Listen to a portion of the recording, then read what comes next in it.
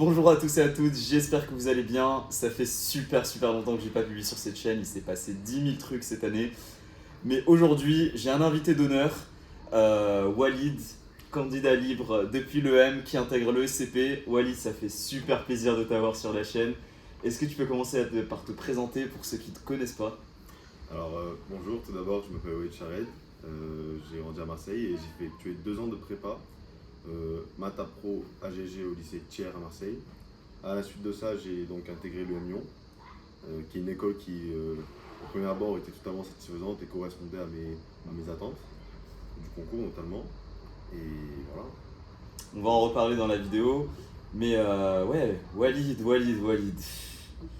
Le premier mot qui me traverse l'esprit quand je vois ton parcours, quand je vois cette année de cube, de candidat libre, c'est la perfection. La préparation qui va avec les écrits qui vont avec les oraux qui vont avec les résultats, tout est parfait. Mais malgré que tu aies ce beau résultat à la fin qui est le SCP, il y a toujours une incompréhension. Pourquoi? Pourquoi retenter les concours alors que tu as déjà l'EM Lyon, à savoir quand même une école du top 5? Qu'est-ce qui te manquait? Qu'est-ce qui t'a poussé à prendre cette décision? Alors il y a tout un tas de raisons. Tout d'abord, moi j'ai pas eu une année de prépa, une deuxième année de prépa assez facile. J'ai dû déménager 4 fois pour des raisons personnelles. Euh, j'ai eu un sentiment d'amertume à la suite du premier concours. Je me disais que le Lyon, c'était une école superbe et que je n'avais pas du tout besoin de me plaindre. Par exemple, dans ma classe, il y a beaucoup de personnes qui finalement espéraient cette école et qui ne l'ont pas eu. Donc, quand j'ai obtenu ce résultat-là, j'étais très content. Maintenant, j'ai beaucoup réfléchi dans mon été, du coup, avant d'intégrer le Lyon. J'ai beaucoup hésité. J'ai hésité à t'envoyer un message d'ailleurs, j'aurais dû. Et j'ai donc décidé d'intégrer le Lyon avec les recommandations notamment de mes professeurs qui me disaient que quand même c'était une belle école, il fallait que j'intègre. Et en arrivant du coup à l'EM Lyon, j'avais toujours ce sentiment d'amertume grandissant de ne pas avoir donné le maximum en fait, et surtout Ouais. de ne pas avoir eu l'environnement parfait, adéquat pour réussir un concours. Parce que pour l'anecdote, Walid, je l'ai rencontré du coup à l'EM. Je me rappelle de la rencontre. Je prenais le bus pour aller à l'EM. Et là, je vois quelqu'un s'avancer vers moi qui me dit: Ouais, mec, je regarde tes vidéos. Et direct, il me met un tunnel sur la candidature en libre. Il me dit: Mec, en vrai, j'hésite à refaire les concours. Il faut savoir qu'à l'époque, moi aussi, j'y pensais. Je vais pas vous mentir sur le fait que j'avais quand même un peu le seum quand même quand tu fais 3 années de prépa et que tu es à la même école que celle que tu avais en carré. Alors encore une fois, ouais, j'ai choisi le M plutôt que les decks en cube parce que les decks je l'avais pas eu en carré. Mais finalement pour moi c'était la même, j'en avais parlé, j'étais un petit peu déçu de ne pas avoir de top 3. Et à l'époque j'idéalisais toujours en fait le top 3, donc pour moi je me sentais pas super bien en tout cas par rapport à ma réussite au concours. Donc j'hésitais. Walid il a essayé de me motiver on va dire, mais moi à un moment j'ai pris ma décision, je me suis dit ok maintenant j'essaie de profiter quand même de ma vie en école et de regarder davantage ce que je vais faire par la suite. Mais Walid lui vu qu'il n'avait pas cubé, eh bien je lui ai dit en vrai si tu as envie de refaire, refais, tu vois, il faudrait pas que tu regrettes d'avoir cubé. On n'était pas dans la même situation, moi j'avais déjà cubé mais j'étais motivé du coup à refaire. Exactement. Ça a été une très grande source de motivation comme ça. Et il y avait d'autres raisons également qui m'ont poussé à faire ce choix-là. Elles sont accumulées au fur et à mesure de poursuivre mon année à l'EM Lyon. Par exemple, je me souviens de mon premier forum entreprise, Mhm. dans laquelle j'avais postulé une tonne de CV. Et bon, on a toujours nos premiers échecs, notamment pour trouver notre premier stage. Mais là, c'était assez cuisant. Ça a été quelque chose qui m'a motivé. Mhm. Il y a aussi une anecdote aussi qui m'a poussé à refaire ces concours, c'est que j'ai postulé pour la junior entreprise de l'EM Lyon. J'ai postulé pour la junior entreprise et on va dire que ouais, j'ai pas été pris aussi également. J'ai pas été pris non plus, ça a été la déception. Ce qui a donné un coup de motivation, j'ai envie de dire. Oui, ça m'a vraiment motivé, ça m'a boosté à repasser ces concours-là. C'est quelque chose qui est de plus en était progressivement évident, criant, ce choix-là. Ok, et comment est-ce que tu l'as vécu cette année? Parce que pour le coup, toi, tu essayais un minimum de jongler avec les cours à l'EM T'étais pas le gars le plus assidu, J'étais pas du tout le gars on te voyait jamais en ça. cours, mais quand même, t'étais à Lyon, donc t'essayais de venir pas mal à Lyon, au moins pour faire certains cours obligatoires de l'EM. Donc comment est-ce que tu as réussi à jongler entre les cours et ta préparation au concours? Alors, tout simplement, premier semestre, ce que j'ai fait, c'est que j'étais là présent dans quasiment tous les cours. Il y avait peut-être une ou deux matières que j'ai pas validées, mais j'ai validé mon premier semestre. Et c'est dans ce courant octobre 2023 que j'ai commencé à simplement faire des langues. Je faisais des langues parce que j'étais pas encore sûr évidemment de vouloir m'inscrire au concours. Donc je faisais exclusivement des langues. Et ce que j'ai fait aussi également, c'est que au premier semestre, je me disais vraiment, j'avais l'objectif de valider et l'année de pré-master à l'EM Lyon et le concours. Et c'est un objectif qui, au fur et à mesure de l'année, en réalité, j'ai compris que c'était pas possible. Enfin, Ouais, c'est pas évident parce que surtout que le ensuite Lyon- tu risques de regretter. Tu sais, si. Enfin, là, ça s'est bien passé les concours, mais si jamais, je sais pas, t'avais pas eu les écoles que tu voulais, t'aurais pu te dire, ouais, c'est peut-être parce que j'ai pas à focus à 100% Exactement. là-dessus.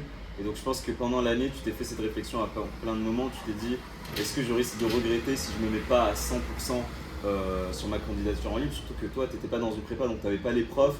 Le mec, il a pas fait de colle de l'année, il a eu des superbes notes aux euros de ESCP, c'est incroyable, on en reparlera. Mais voilà, tu n'avais pas tout cet accompagnement et donc il y avait pas mal de risques, tu vois. Est-ce que t'étais sûr est-ce que tu étais sûr de ton coup? Alors, au début, j'étais sûr de mon coup, je me disais que c'était possible. Surtout que j'avais validé, comme j'ai dit, mon premier semestre convenablement. J'avais 13, 12 de moyenne peut-être, quelque chose comme ça. Et oui, au début, je me disais que c'était possible. Mais le travail à l'EM s'est intensifié au niveau du deuxième semestre, courant du deuxième semestre. Et c'est quelque chose que j'ai pas pu suivre. Il y a eu beaucoup de. Il faut savoir que quand on intègre une école, notamment, on a beaucoup de cours en groupe. Le travail de groupe il est assez important. Et c'est malheureusement pas quelque chose auquel je pouvais être 100% dédié. Donc j'ai choisi d'être présent vraiment aux cours fondamentaux, aux cours où si on dévalide, ben, on ne valide pas l'année.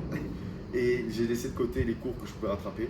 J'étais en compétition avec des gens qui étaient forcément en prépa, qui toute l'année ont des cours, toute l'année ont des cols, toute l'année ont des DS, toute l'année rédigent tout simplement. Et moi je me disais que bon, j'ai pas la situation idéale, mais comment je peux faire pour me donner le maximum de chances possible Ouais. pour le concours. Parce que toi, pour le coup, du coup, t'as all-in les maths en te disant que en fait, c'est la matière que tu peux le mieux taffer, même en n'étant pas en prépa. Là où d'autres matières comme la géopo, comme la philo, tu as besoin de ressources, tu as quand même besoin d'un minimum d'encadrement. Exactement, oui. Donc tu as all-in les maths plus que le reste. Oui, et il se trouve qu'il y a des matières quand même qu'on peut travailler pour le coup. Nous, cette année, le thème c'était la violence, et je me disais que c'était un thème assez difficile. On pouvait soit tomber sur un sujet facile, comme on a eu, en tout cas, je trouve, à l'ESSEC, et c'est des sujets trompeurs, notamment j'ai une très mauvaise note. Donc faites attention aux T'as sujets combien à faciles. l'ESSEC déjà? J'ai eu 9 sur l'ESSEC, ouais. Ouais. Ça n'a pas marché. Après, j'avais testé un truc. Et 13 à l'ESCP? Non, j'avais eu 16 à HEC. Ah putain, Donc incroyable.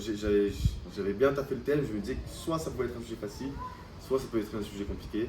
Et je me suis pas trompé, on a eu un sujet horrible, c'était soit sage ou ma violence. Ouais, c'est bien ça. C'était horrible. C'était horrible, on a tous rigolé quand on a vu le sujet. Les oraux en soi, c'est pas la période où tu as le plus révisé. Donc moi, je t'avoue, j'avais un peu peur quand même. Ouais. Je t'en ai parlé. Je t'ai dit, il faudrait peut-être accélérer le rythme un petit peu.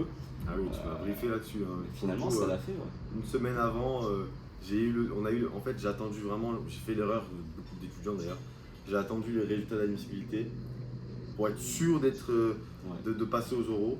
Et malheureusement, moi je passais le deuxième jour après l'ouverture des oraux à l'ECP, donc ça a été un stress pour le coup. J'ai décidé de directement prendre les devants, passer des cols de maths, passer des entretiens. J'ai choisi de privilégier maths et entretien. Il faut savoir qu'à l'ECP, ces deux matières-là, aux euros, sont fondamentales. Hein. Quand on rate l'entretien, on est quasiment mort. C'est très difficile de rattraper une mauvaise note à l'entretien.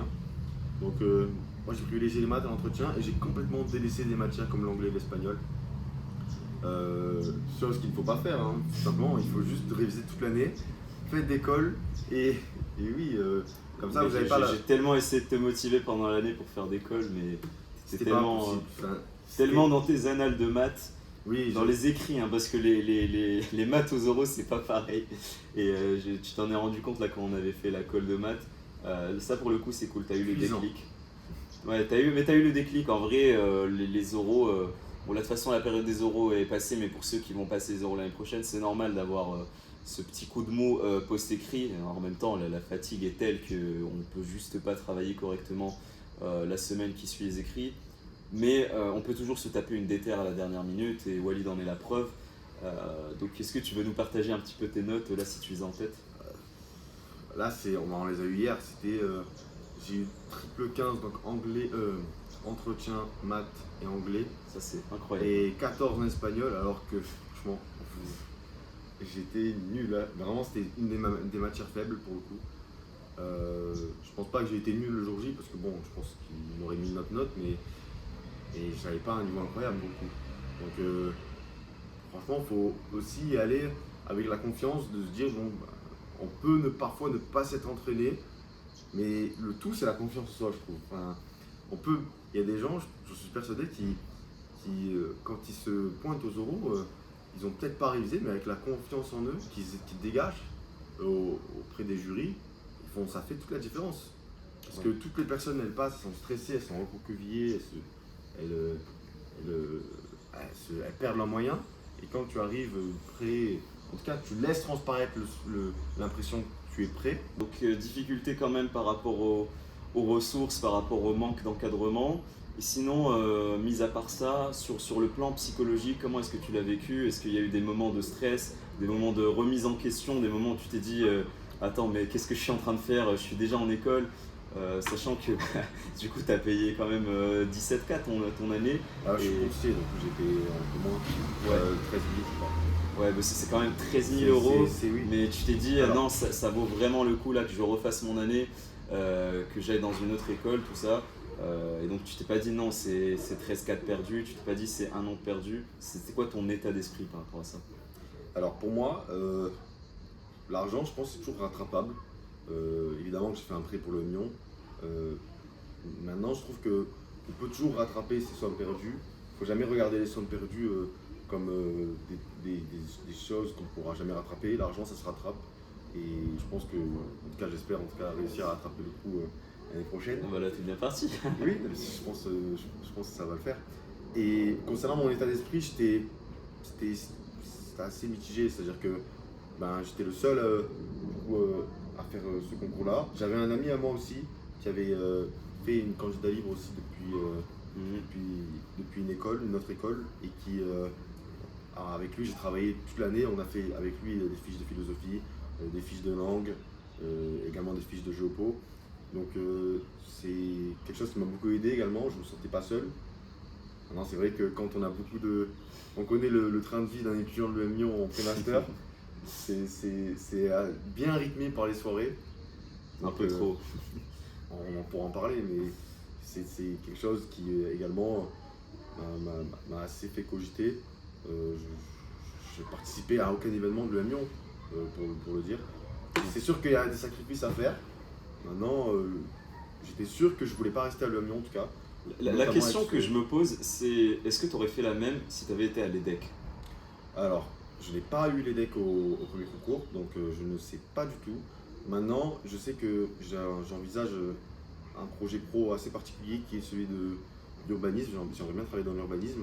Et il y avait des écoles du top 3 qui m'intéressaient notamment.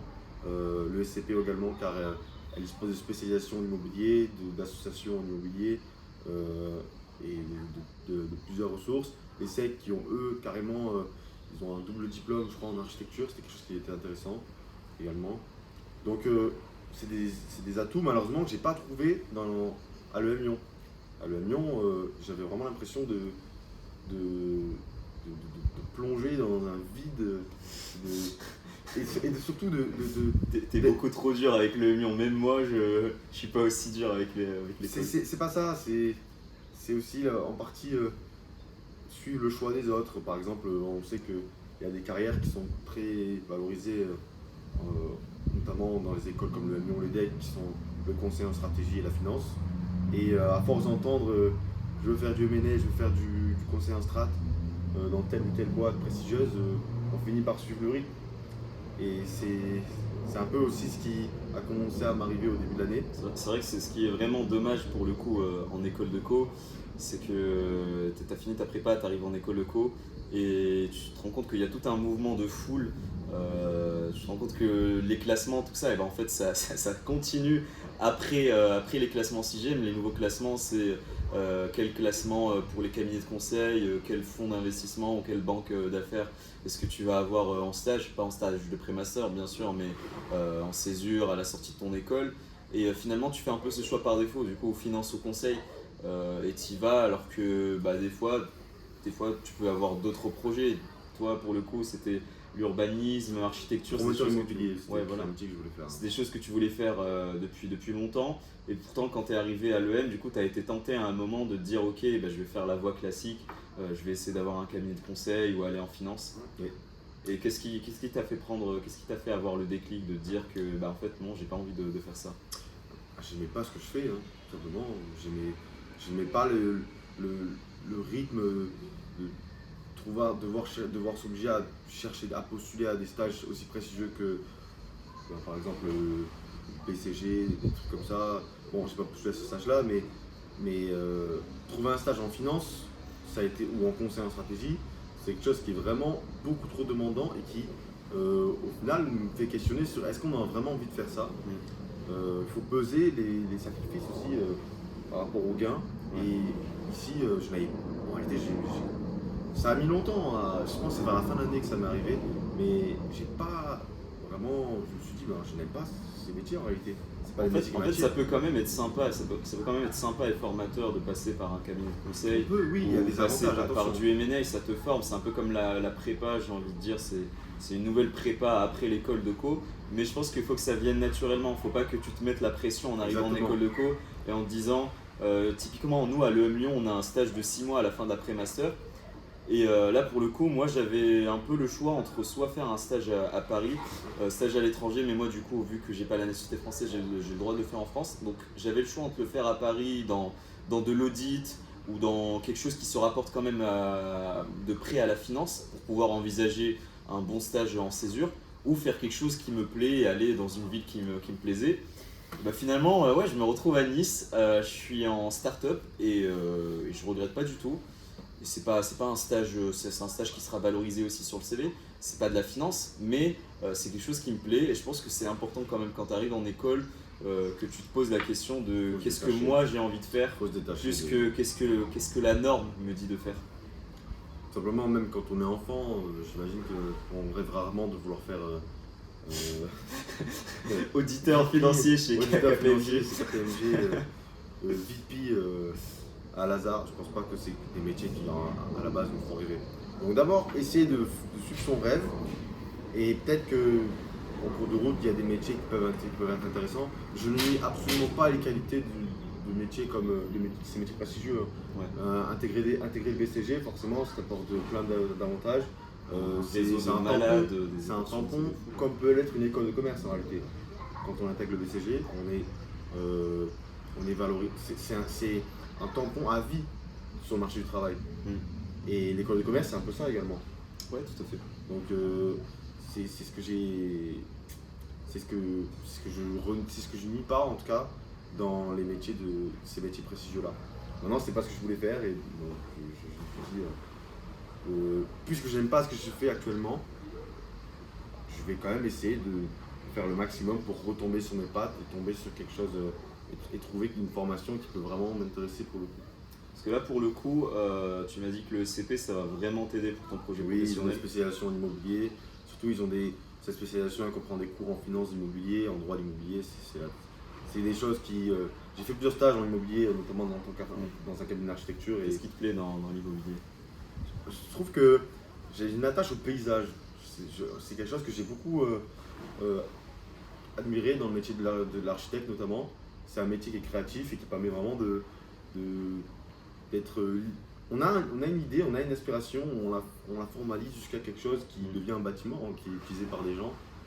Je trouve que c'est quelque chose qui m'intéresse beaucoup. Il y a une liberté dans le métier, je trouve, qui qui est intéressante aussi dans les métiers de l'urbanisme. Et c'est ce que j'ai retrouvé dans le métier de promoteur immobilier. Parce on a beaucoup parlé, il faut savoir qu'avec Walid, on s'est beaucoup parlé pendant l'année. On a pas mal fait d'introspection ensemble, lui par rapport à sa candidature en libre, moi aussi par rapport à l'EM Lyon, ça on en reparlera. Mais c'est pas une année où j'ai été pleinement épanoui, loin de là. Mais c'est une année où je me suis vraiment découvert, donc on a échangé sur pas mal de sujets. Et il y a eu un sujet qui a surgi à un moment, c'est le sujet de est-ce qu'on a choisi la bonne voie finalement. C'est une question qu'on s'est posée, et pourtant, moi j'ai fait 3 années de prépa, c'est ma 4e année d'études, et à un moment je me suis dit est-ce que je suis dans les bonnes études. Toi tu t'es dit un peu pareil, parce que pour le coup tu as envisagé de faire architecture en sortie de terminale, et donc finalement c'est quoi la réponse aujourd'hui que tu as vis-à-vis de ça?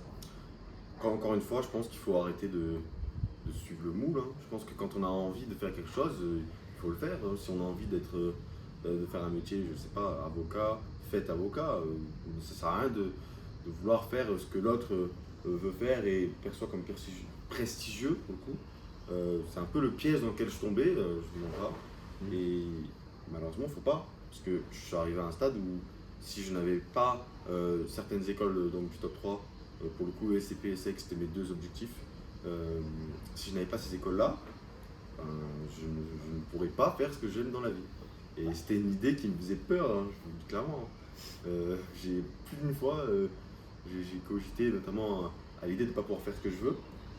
C'est dommage d'en arriver là pour le coup. Parce qu'en fait, on a les capacités, mais par simplement le désir mimétique, j'ai envie de dire, le vouloir ce que veulent les autres, on se retrouve avec des projets, des parcours qui ne sont pas du tout propres et parfois ça explose et il y a des gens qui décident de changer de parcours à la suite d'un burn-out. C'est jamais trop tard, mais oui c'est sûr que c'est toujours mieux si cette prise de conscience vous l'avez en arrivant en école de co. Au début de l'école de co c'est quasi impossible parce que vraiment il y a toutes les soirées étudiantes où vous découvrez pas mal de monde et finalement les sujets en commun que vous avez, c'est les métiers, les corps de métiers qui sont les plus connus.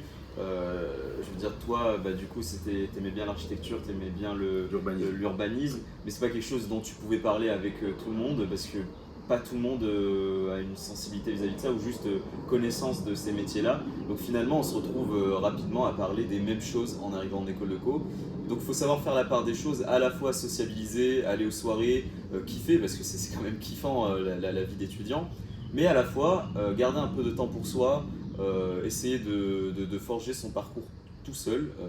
Alors tout seul, on est toujours influencé par notre environnement, mais essayer, comme tu as dit, au maximum de se détacher de ce que les autres vont te dire.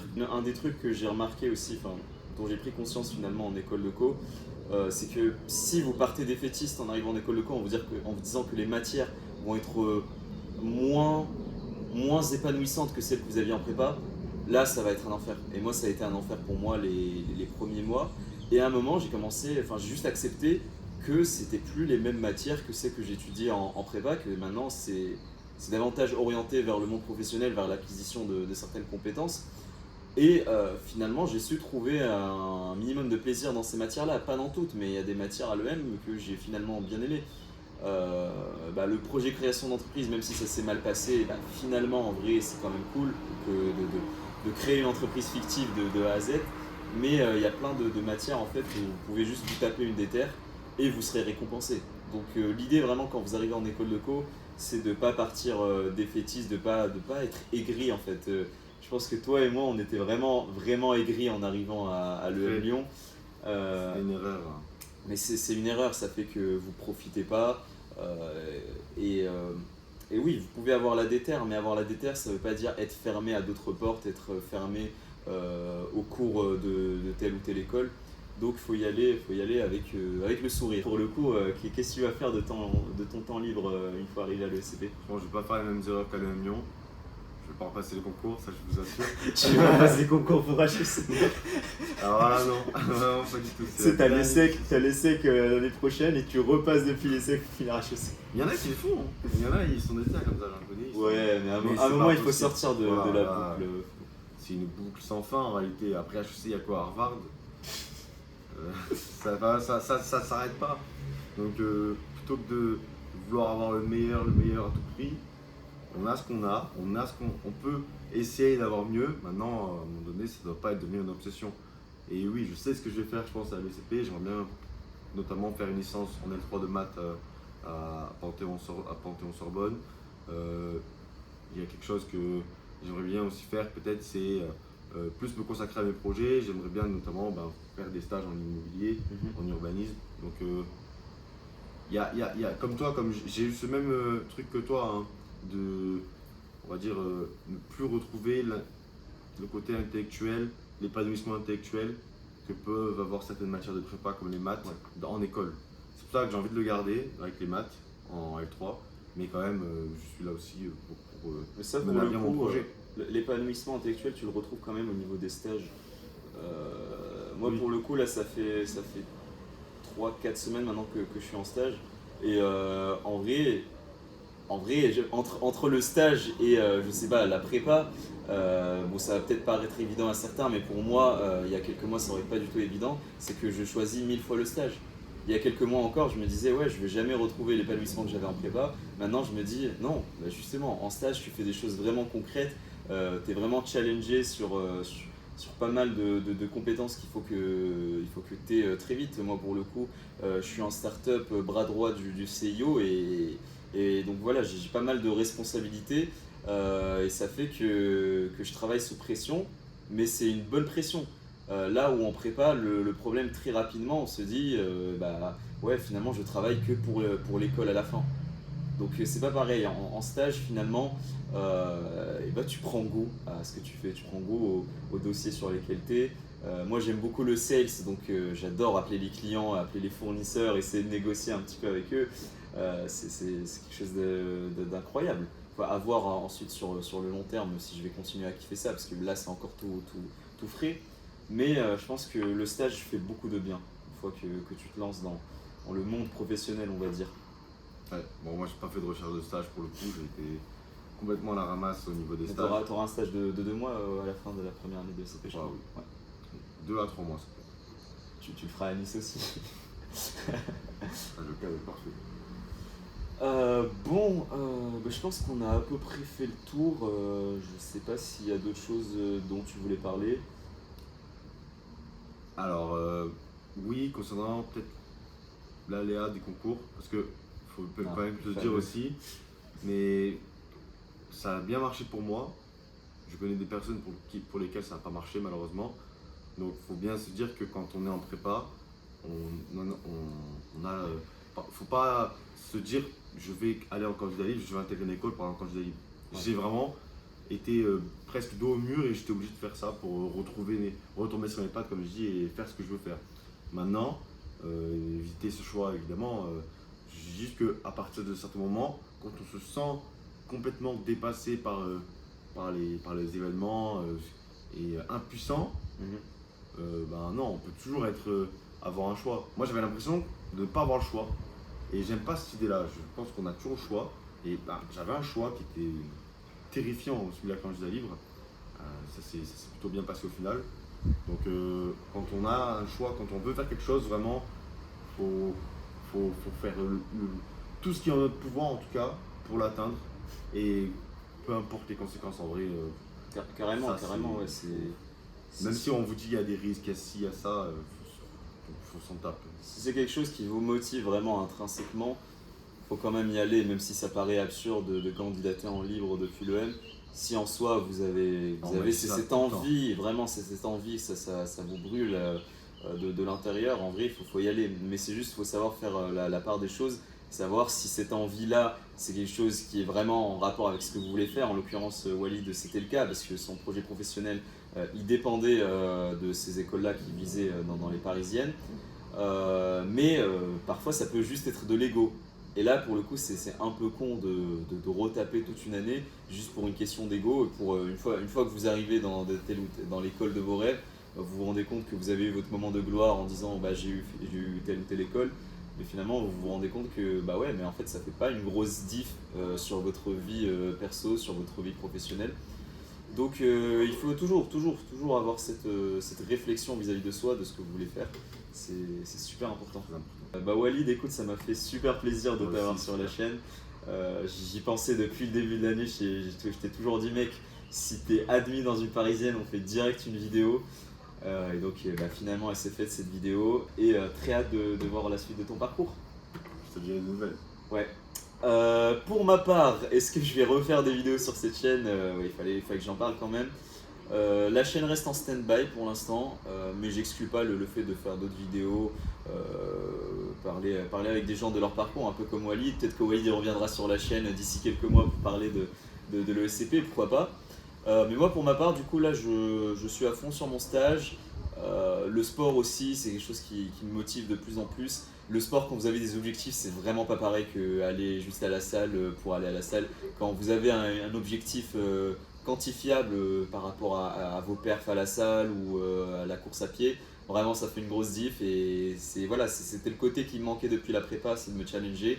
Aujourd'hui, je me challenge par le sport. Sinon, nouvelle chaîne YouTube. Voilà, j'ai hésité à en parler sur cette chaîne. Je voulais pas me faire de promo parce que de toute façon, la chaîne elle existe depuis un mois. J'ai fait 3 vidéos. Mais nouvelle chaîne YouTube, je vous mets le lien en description. C'est une chaîne où je vais parler d'un peu tout et n'importe quoi, où je vais vlogger. Là, Nice, vraiment, ça donne envie de vlogger. Donc, je vais faire des petits vlogs par-ci par-là. Je fais des vidéos aussi par rapport au sport. J'ai fait une vidéo à la salle. C'est quelque chose qui me motive de faire des petites vidéos éditées avec de la musique.